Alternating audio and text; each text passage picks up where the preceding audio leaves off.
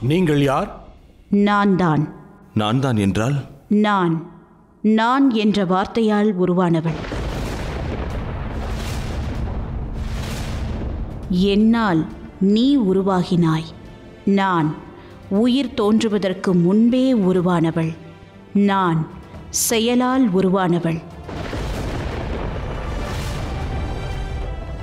இது எத்தகைய சக்தி? நமக்கு முன்பு உருவான சக்தி இந்த சிருஷ்டியின் ஆதி சக்தியாகும். இது ஆதி சக்தி அல்ல. இந்த கர்ப்பத்திலிருந்தே நாம் மூவரும் உருவாகியுள்ளோம். இது ஆதிசக்தி மட்டுமல்ல, அதைவிட பன்மடங்கு பெரியது நாராயணா. இதுவே ஆதி பராசக்தியாகும்.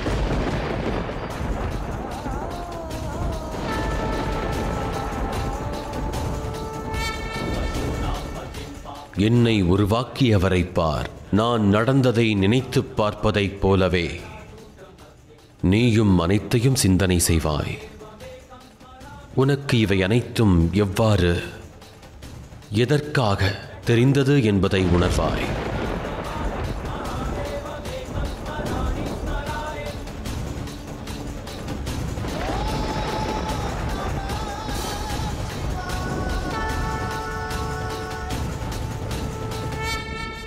ஆம், உங்களை உருவாக்கியவள், உங்கள் செயல்களை முடிவு செய்பவள். நானே உங்களை உருவாக்கினேன். நீங்கள் எனக்காக பலரை உருவாக்க வேண்டும்.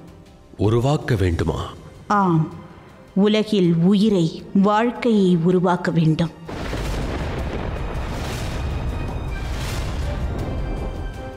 இவ்வாறு உருவாக்க வேண்டியதன் அவசியம் என்ன? உருவாக்கத்தினால்தான் செயல்கள் உருவாகும். அதன் பிறகு செயலுக்கான முக்கியத்துவத்தை அதன் விளைவு தேர்ந்தெடுக்கும். நான் இப்பொழுது ஒரு உருவத்தில் வருவேன். உருவம் இல்லாத நான் சில நிமிடங்களுக்கு உங்கள் முன் உருவமாக வருவேன். இப்பொழுது நான் உங்களை சோதிக்கப் போகிறேன். நான் கூறியதை போன்று உங்களது எதிர்வினை, உங்களது செயல், அதாவது உங்கள் பணி என்னவென்று இப்பொழுது தீர்மானிக்கப்படும். நாங்கள் அனைவரும் உங்களை பார்ப்பதற்கு மிகவும் ஆவலாக உள்ளோம். எங்களுக்கு உங்கள் தரிசனம் வேண்டும்.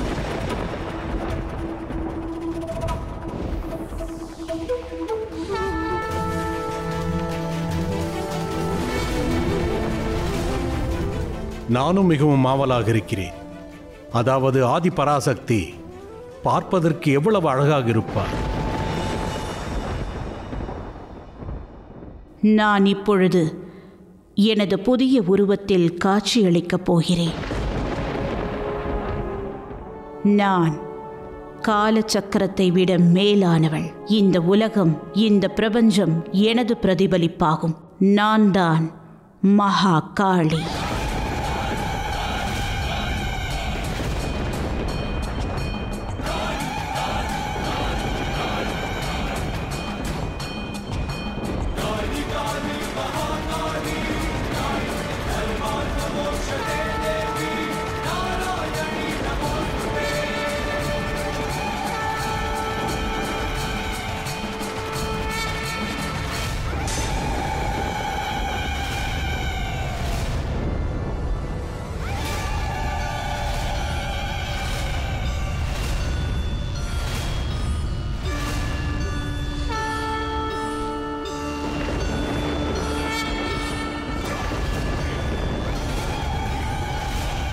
இல்லை,